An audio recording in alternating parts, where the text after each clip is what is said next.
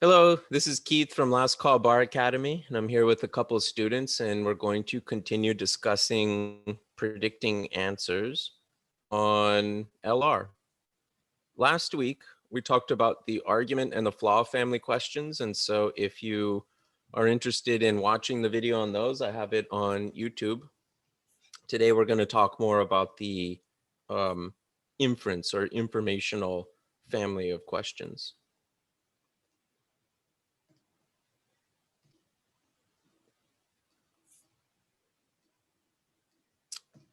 Here's the question types we did last week. I basically segregate LR questions into two main categories, and then I subdivide the argument family into two subcategories, logic versus flaw, depending on whether I need to know what's good about the argument versus what's bad about the argument. But in addition to those question types that we talked about last week, we've got the principal justify questions, which I didn't get to. So let's talk about those. And then we'll talk about this information family of questions where there is no argument. And so the whole process is a little different. The principal justify questions are interesting to me. The word justify is just a synonym for strengthen. So in one sense, you can strategize this question the exact same way we talked about last week when it comes to strengthen questions. You strengthen an argument by fixing the flaw. And therefore, the first step, or one of the steps that's essential or helpful to answering justify questions, is finding the flaw. But finding the flaw is extremely difficult if you don't know the conclusion. So my series of steps for principal justify questions is exactly like all of the other flaw family of questions. Find the conclusion and underline it, because you're likely to forget it and you might need to refer back to it and you'll need to find it quickly. If the conclusion is complicated, paraphrase it, particularly if it's referential pronoun. This opinion is wrong means nothing without incorporating the opinion. And even that would be somewhat abstract. If you know the opinion is wrong, why not try to flip it to articulate what is the correct opinion? That's more of an affirmative way of thinking about the conclusion. So paraphrasing the conclusion, I think, is one of the key steps that helps me gain some traction on finding the flaw. Then I go through the process of constructing the affirmative logic. We talked about that last time. I take the conclusion and dissect it into two parts, the subject and the predicate of that sentence. And what that allows me to do is organize the premises. Some of the premises relate to the subject, other premises relate to the predicate. Some premises might not relate to either one. And so they're sort of linking premises or in between the major or minor premise of the argument. Once I have organized the premises, that helps me to understand how the flow of logic was intended to go.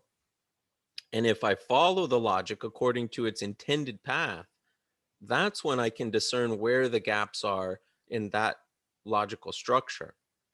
But what I find is that when people look for the gaps before they've constructed the affirmative logic, they're often wrong about the flaw, and sometimes it's because they are articulating gaps that don't exist. Those gaps were actually accounted for, but they just, the test taker just hasn't structured the logic correctly to see that they've addressed that particular issue. So the other thing that I'll mention about principle justify is that the word principle is essentially a synonym for the word rule. And in syllogism forms, a valid deductive logic, arguments are composed of two premises, the major premise and the minor premise. The minor premise is usually a fact about the subject of the conclusion. The major premise is usually a rule that allows you to arrive at the predicate of the premise. And so as soon as they tell me that we're looking for a principle, I immediately start to structure my thinking around the idea that the argument is missing the major premise, because that's the one that's most analogous to a principle.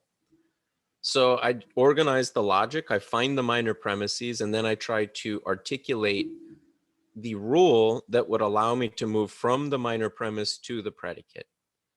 Sometimes this is called the middle term. You have the subject of the conclusion and the predicate of the conclusion.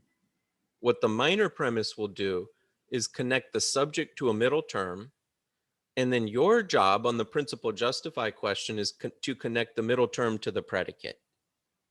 And if you draw it out, I've got some diagrams we can look at to think about this. If you draw it out, it honestly becomes remarkably simple. It's like a logic game.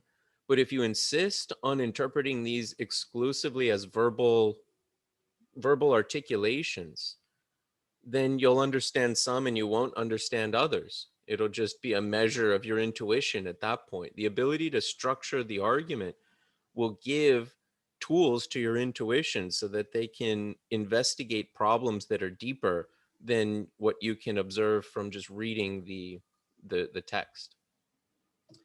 All right, so that's my spiel about principal justify questions, and it correlates with the work that we did last week involving the flaw family questions.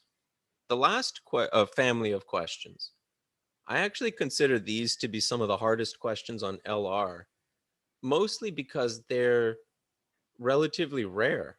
I would say a majority of the section deals with reasoning or flawed reasoning. Maybe a third of the questions are informational and ask you to do the reasoning. And so these are a slightly different type of question. It's not that they're inherently harder.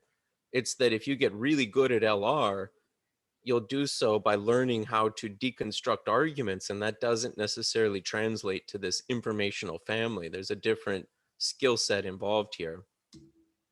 So let's start with the agree or disagree questions. Typically, when they ask this question, it's from the angle of disagreement. I can only think of one agree question. There may be more, but that agree question tricked me because I'm so used to seeing disagree questions that I ended up picking an answer choice that corresponded to a statement that the two authors would have disagreed about. So that goes back to something I said last week, which is that I don't really want my students to categorize the questions. I want them to see the similarities in what they're asking. I want my students to understand when two questions are asking for the same thing, but I don't want my students to just look for the indicator words and then throw the question into a bucket, because that leads to misinterpretations, including the misinterpretation that I gave to that particular question. All right, so agree or disagree questions. These contain arguments. It's tough for me to know how to categorize these. Are these informational questions or are they argumentative questions? In one sense, it's informational because it doesn't matter what they've argued. It only matters what point of information contradicts. But in another sense, they're argument questions because both of the paragraphs, both of the statements, person one and person two, they typically make an argument with a conclusion. So the agree disagree questions are in this kind of uncomfortable hybrid area where it is an argument, but yet the flaw of the argument is typically not relevant. It's the correct answer is usually going to be based more on the information that's provided.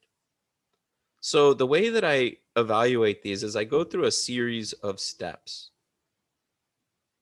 The thing that would be most obvious as a point of agreement or disagreement would be two statements that are explicit.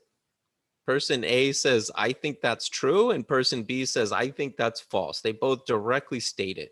That would be the strongest basis that I can have to show that they disagree about something. So I look for that first. I mean, I am literally looking for sentences that express points of disagreement. But if I can't find that, then I have to dig a little deeper. Then I understand that the disagreement is implicit and that I have to try to understand how the second argument is constructed rather than what it simply says. So these are tough, right? It might be informational. It might be that I can just find two sentences that agree or contradict with one another. And then I can go right to the answer choices and say, yep, there's the point of agreement or disagreement. Or it might be trickier. It might be that they don't explicitly agree or disagree about anything, but there is an implicit disagreement. Sometimes it's an explicit disagreement, but the exact point of disagreement is implicit. So what I mean is the first person gives his or her argument, and then the second person says, no, you're wrong, and here's why. Yeah, you're wrong, we disagree, but wrong about what? Precisely what is it that we disagree about? You have to read deeper to figure that out when the point of disagreement is so ambiguous. You're wrong, right? If you say four things and I say you're wrong, that's not specifically telling you which point I disagree with. So here's the order of the tasks that I go through. I read the first person's argument and find the conclusion. Then as I go through the second argument, I'm specifically looking for sentences that disagree with that first person's conclusion. You know, I think A causes B, and then person B says, I don't think A causes B. Direct point of disagreement, there we go. If I can't find a point in the second person's argument that disagrees with the first conclusion, then I start looking for explicit disagreement with a premise or with something else that the first person said. But at this point, I'm still looking for something explicit. I'm looking for one sentence in argument one and one statement in argument two that mean contradictory things, obviously contradictory things. And it's only if I've gotten through the entirety of the second argument and I haven't found what I'm looking for, which is explicit disagreement with the first person, that's when I start digging deeper. So then I would go back and say, well, the second person didn't explicitly contradict the first person's argument, but could I construe the entire argument to be a negation of the first conclusion? Was the second argument structured to negate the first argument's conclusion? That's the question that I ask. I reread it and I think about, are these sentences intended to disagree with that one point, the first person's conclusion? If not, then it's typically the case that the second person disagrees with the first person's logic. There's no specific idea, no fact that they disagree about. What they disagree about in that case is whether this set of facts is sufficient to draw that particular conclusion. Right? You can disagree about logic even if you agree about the conclusion, and that's kind of difficult for some people to understand. So if I say you're wrong, my point might be that I agree with your conclusion, but you're wrong in the way that you derived it. You were wrong to make the particular argument that you did.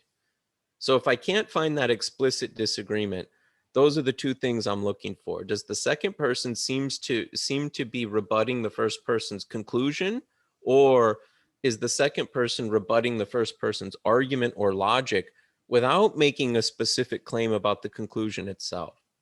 That's the hardest kind of agree or disagree question. Most of them are explicit. I don't want to make it seem like everything's super tricky on the LSAT. That's why I do it in this order. If I can find the explicit point of agreement or disagreement, the question's simple and there's no point in prolonging the difficulty. But if I can't find the explicit agreement or disagreement, then I know it's a more challenging question and I have to give it some extra attention to have a good chance of answering it correctly. All right, I'm going to go on to the next question unless you guys have questions about this. Ashton says there's a good example of an implicit agreement in Prep Test 78, LR1, question 6. After our presentation, we can go back and look at a few questions together and see how they map out with my advice. Particularly, Ashton said that she was struggling with an RC question, and I suggested that the way that I approach RC is very much like the way I approach the informational LR question. So I'm interested to know if this approach would work for the question that you asked about in the forum, Ashton. But okay, the next question type that I want to talk about is the inference question type. Some materials break this down into separate question types, most strongly supported versus must be true or inference questions. I don't see them as fundamentally different. They all have one thing in common. The correct answer is going to be the most strongly supported statement of all the answers. If it's proven, well, then you could not support a statement any more strongly. So you could take the must be true and inference language and just change it to most strongly supported, and you would still arrive at the same answer to the question. So all of these are, it's just asking which statement has the most support in the stimulus, which of the answer choices. I find this question type to be one of the most challenging, to be honest. And it's partly because I've done so much practice with arguments and finding flaws that that has really become second nature to me. But I don't have as many examples of inference questions to draw on. And so I don't really know what is the essential skill here. I just do what has worked in the past. So here's what's worked for me in the past. As soon as I encounter one of these questions, I immediately shift gears and I stop thinking about arguments, and I tell myself I'm going to do one little logic game. It's just a one question logic game. And so I treat it like a logic game, which means I do a minimal amount of predicting, at least up front. You know, when you first set up the logic game, you're doing it to grapple with the structure and the problem, not to anticipate the answer to each of the questions. You do that as you get to the questions. So when I'm symbolizing the statements in this type of stimulus, an informational stimulus, I'm not doing it with the hope of predicting the precisely correct answer. I'm doing it more for the reasons that you do in a logic game, just to organize and structure the information so that I have something tangible to refer to as I look through the answer choices. Now, I do look for deductions before I go to the answer choices. I'll look for points of overlap between the statements that they gave me. And if it's a really simple stimulus, I'll even find the deductions. I'll say, okay, they gave me these two conditionals. I can string them together. Here's an obvious deduction that I can draw. But sometimes they give me so many statements and there are so many ways to combine them that I could come up with 3 or 4 or 5 different deductions that are possible from that stimulus. In that case, I find it to be a waste of time. It's like doing worlds for an easy logic game. Can you get the right answers doing worlds? Yeah, but it takes time and you don't need the worlds for the easiest logic game. So I don't use them. I use them for the harder games. Same thing here. I could anticipate every single deduction if I thought about it long enough, but the correct answer is only going to be one of them. And so some of that work's going to have been wasted. This is one of the few question types where I would, one of the few LR question types where I would describe my process as involving brute force on purpose. On the other question types, if I'm brute forcing, it's because my prediction was bad or because the question is extraordinarily difficult and I just couldn't make a good prediction. On these questions, I'm likely to just brute force because it's faster than making all of the predictions. So here's what I mean by brute force. I'll read the answer choice, interpret it, and then instead of just trying to remember if it was supported or remember if it was proven, I literally go back to my symbols or go back to the stimulus and find those ideas. I find the ideas that are represented in the answer choice and figure out if I can get to that deduction or not, if that statement is supported by the given statements or not. And typically I'll find one that is strongly supported, one or two that are actually contradicted. And then the hardest answers to eliminate are the ones that are consistent with the passage, but not supported by it. It's just, yeah, that could be true or maybe not. We don't really know. Those are hard because I can't find a contradiction to eliminate them. All I can say is that they aren't as strongly supported as the correct answer. So I do some comparative evaluation on these questions too. It's sort of like the strengthen and weaken questions. Most strongly supported means that more than one answer choice could be supported, but one of them would be more supported than the others. So for this question type, like the strengthen and weaken questions, I do a lot of comparative analysis. All right, questions about that before I go on to paradox? Okay, I've got one more question type. I'm not going to talk about parallel reasoning today because, well, That's not an information family question. It's more argument family question. So that's why it's left off. But here's my strategy for predicting answers to paradox questions. These I actually find to be remarkably easy. And the strategy that I develop works almost every time. So here's how I think about paradoxes. As soon as they tell me in the question, explain this fact, they don't always use the word paradox. Sometimes they'll say, can you explain this conflict? Can you explain the increase in the temperature? Can you explain this? Or resolve is the other word that they often use in the question stem. Can you resolve this contradiction, resolve this paradox? So the paradox itself, or the contradiction, it consists of two different statements that seem to contradict. And here's where I think students get confused. They tend to think of the paradox as one thing. That thing doesn't make sense. But a single thing in isolation can't be paradoxical.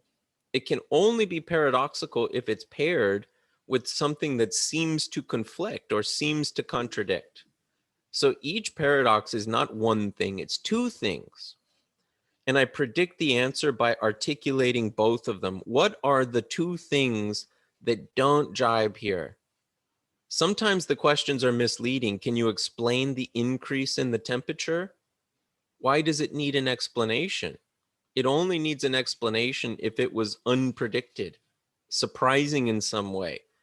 If the temperature goes up in the afternoon, I don't really have to explain that. That's what we expect. If the temperature goes up at night, that's paradoxical. That's what requires the explanation. So even if they're only asking you to explain one thing in the question stem, you should always relate it back to, why does that need an explanation? What is the conflicting or contrasting thing that requires me to explain that other thing? So my prediction for these is actually not a prediction of the answer itself. It's simply an articulation of the two things that need to be explained. And here's why I think that's so important, because the correct answer has to explain both sides of the paradox. And where most of the wrong answers, the trap answers, go wrong, is that they tend to explain one side of the paradox really well, usually better than the correct answer. But the problem with those answers is that they don't explain the other side of the paradox. Right? Why did the temperature go up at night? They would say something like, because night follows evening. I mean, that explains why it's nighttime.